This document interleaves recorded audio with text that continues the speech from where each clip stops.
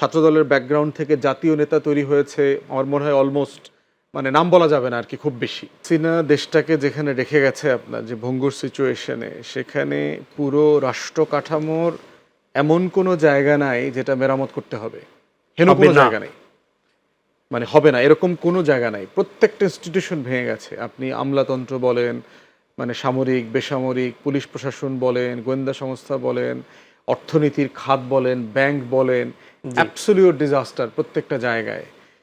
আমার মনে হয় যুদ্ধের পরেও বাংলাদেশ রাষ্ট্র এত ভঙ্গুর ছিল না। এই ১৭ বছরের ফ্যাসিবাদী শাসনে যেভাবে ভঙ্গুর হয়েছে, আমাদের লুটপাট হয়েছে, দেশের ব্যাংকগুলো রেড রেড জোনে চলে গেছে। তো এই জন্য আপনার চ্যালেঞ্জের বলা শুরু করলে বিএনপি সরকারের জন্য এটা সীমাহীন আর কি।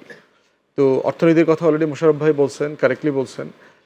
ইউনূস সরকার যে কনটেক্সটে দায়িত্ব নিয়েছেন, সেই কনটেক্সটে থেকে যেখানে রেখে গেছেন, অ্যাটলিস্ট একটা স্টেবিলিটি ফিরে আসছে। ব্যাংকিং খাতে লুটপাট যে বিশৃঙ্খলা ছিল, এটা একটা শৃঙ্খলার জায়গায় চলে আসছে।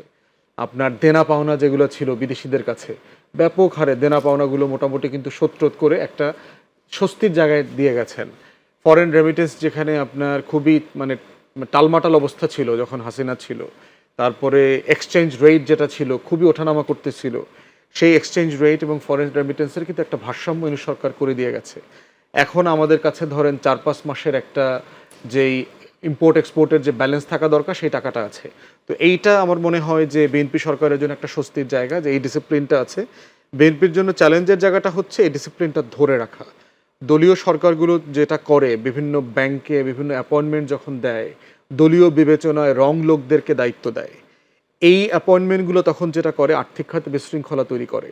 অতএব মাননীয় প্রধানমন্ত্রীকে এটা সিরিয়াসলি ডিল করতে হবে, যে উনি অ্যাপয়েন্টমেন্ট দেওয়ার ব্যাপারে উনি প্রচণ্ড জাস্ট ফেয়ার প্রফেশনাল লোকদেরকে অ্যাপয়েন্টমেন্ট দিতে হবে এই জায়গাগুলোতে। তো সেইটা উনি কীভাবে করবেন, এটা ওনার ডেলিভারির চ্যালেঞ্জ। একদম পুরোপুরি সন্তুষ্ট হওয়ার মতো ক্যাবিনেট তো তৈরি হয় নাই, বাট একটা জিনিস আবার মাথায়ও রাখতে হবে, বিএনপির ১৭ বছরের দল তৈরি করতে না পারা, রিক্রুটমেন্ট নাই, অ্যাক্টিভলি পলিটিক্স করতে পারে নাই, দলের ভিতরে সক্রিয় নেতা তৈরি হয় নাই।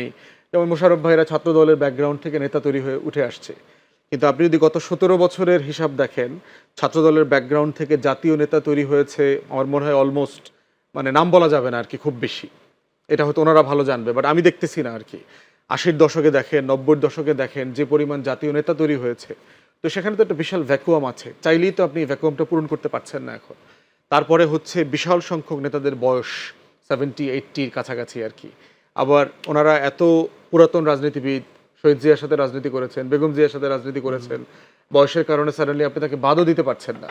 আবার তরুণদের নেতৃত্বে ঘাটতি আছে, জোট, ওনাদের আবার যুগপৎ আন্দোলনের জোট শরিকদেরকে মন্ত্রিত্ব দিতে হয়েছে।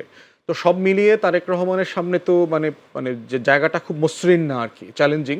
বাট অনেক রিক্রুটমেন্ট এবং অনেক অ্যাপয়েন্টমেন্ট নিয়ে ইতিমধ্যেই প্রশ্নের তৈরি হয়েছে। আমরা যেটা মনে করব, যে আমরা যেটা দেখতে চাই ওয়েস্টার্ন কান্ট্রিগুলোতে আছে, প্রতি ৬ মাস ৮ মাস পর পরে ক্যাবিনেট রিশাফল হয়। এইটা যেন উনি ডিসাইসিভলি করেন।